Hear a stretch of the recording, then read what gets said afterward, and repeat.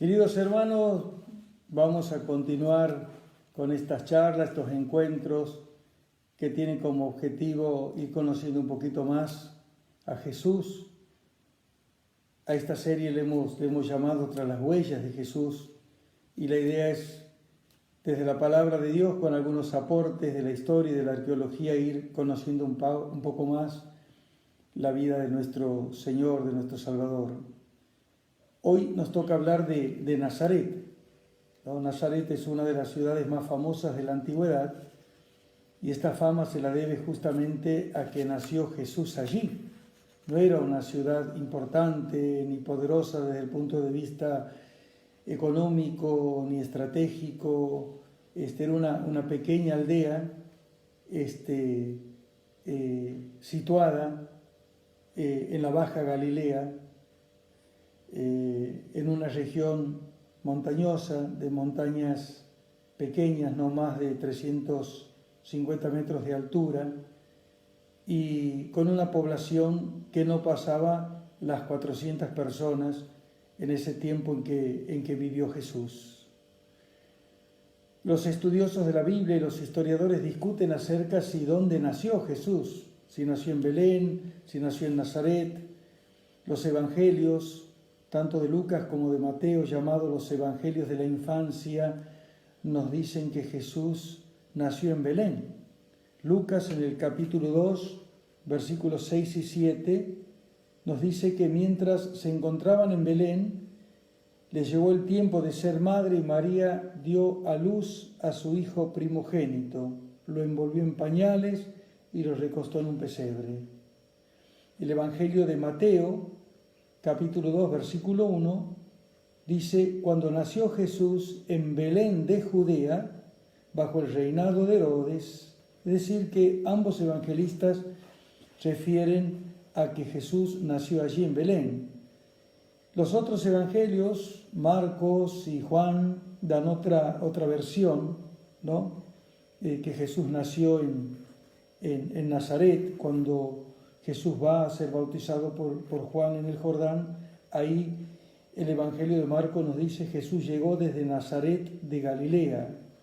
Y el evangelio de Juan lo llama a Jesús el profeta de Nazaret, o cuando en el capítulo 1, versículo 46, Felipe le dice que han encontrado al Mesías, Natanael le responde: ¿acaso puede salir algo bueno de Nazaret?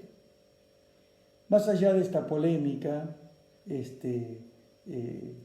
que tienen sus fundamentos históricos y bíblicos, lo importante no tanto discutir si el origen donde nació Jesús es en una ciudad o en otra, sino que Jesús vivió en Nazaret, ¿no? Y Nazaret era como decía, una aldea pequeña en medio de una zona rural, una pequeña aldea donde la gente apenas tenía para sobrevivir, y vivió en un contexto de una familia grande, una familia extensa. Las casas en Nazaret eran casas pequeñas que estaban excavadas en la ladera de la montaña, o eran casas de piedra sin pulir, de piedra y barro, con techos de barro y paja, y también el piso era de tierra batida, o como decimos en Santiago, apisonada. Eran casas tan pequeñas que eran prácticamente de un solo ambiente.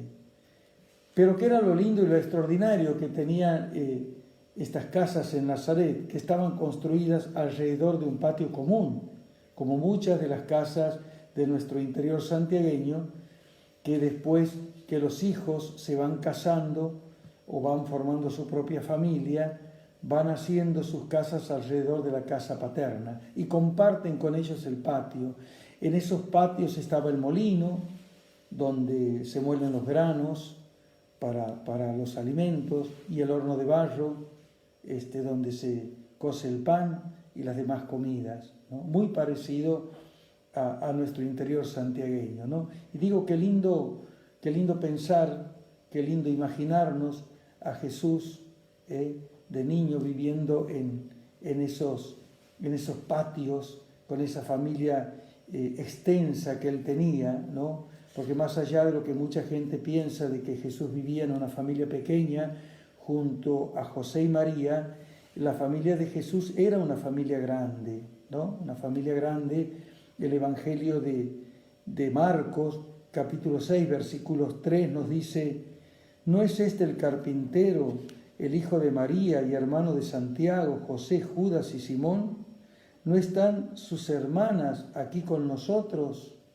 Es decir, Jesús vivió en una familia grande, en una familia extensa. Allí aprendió a compartir la vida, aprendió a capacitarse para el mundo del trabajo, aprendió a amar y a perdonar, aprendió a servir.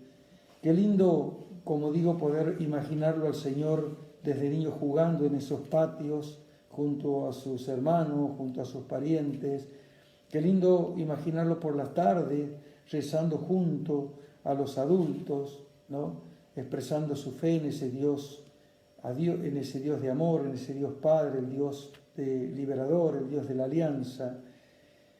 Y esa familia extensa de Nazaret, Jesús la vivió junto a un pueblo de campesinos, ¿no?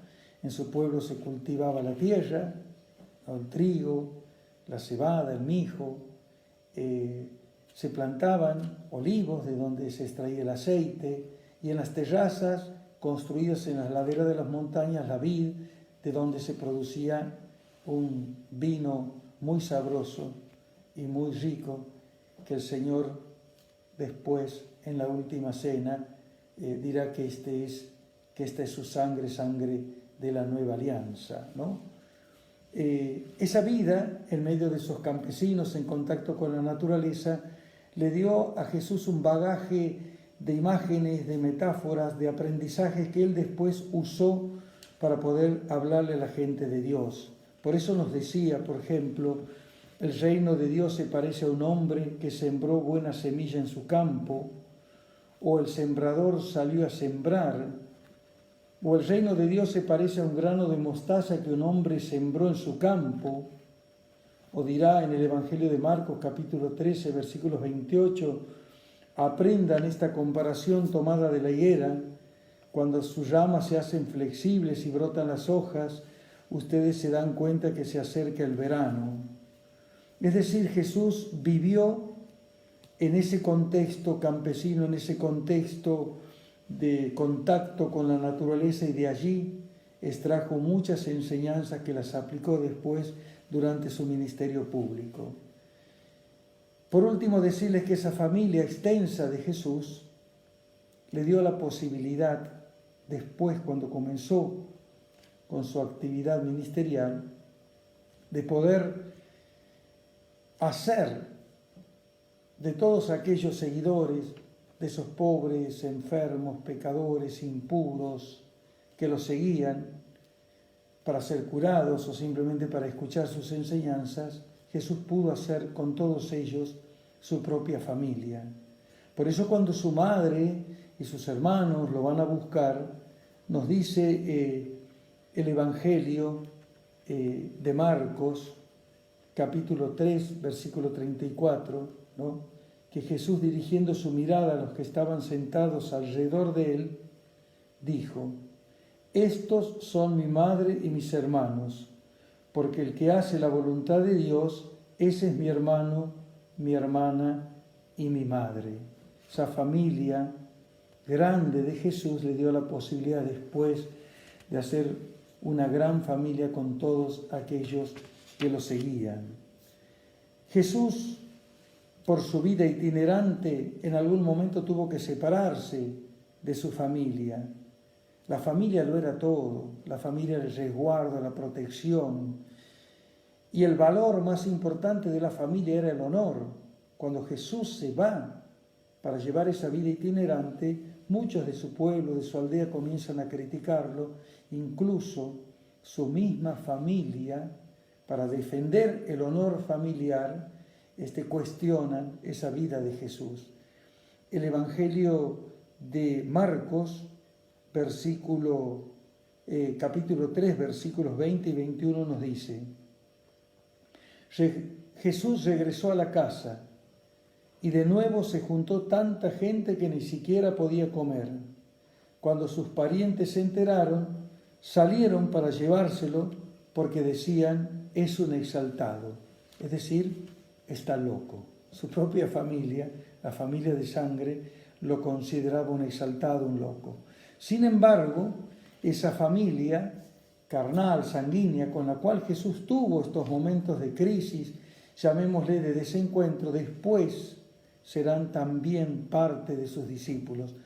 Por eso, el libro de los Hechos de los Apóstoles, capítulo 1, versículos 14, nos dice, todos ellos, íntimamente unidos, se dedicaban a la oración en compañía de algunas mujeres, de María, la madre de Jesús, y sus hermanos. Después de ese tiempo de incomprensión, lo siguieron, se hicieron sus discípulos. Por eso qué lindo pensar, extraordinario, bello, que Jesús de niño aprendió de su familia y después, cuando ya era el profeta de Nazaret, su familia aprendió de él. Con esto termino, les mando un abrazo grande, una bendición de Dios para todos ustedes y bueno, decirles que en la próxima entrega, la tercera entrega, vamos a hablar un poquito de ese Jesús que es bautizado por Juan en el Jordán y allí comienza a descubrir su propio proyecto, el proyecto del reino de Dios. Que tengan unas buenas noches y un abrazo grande para todos.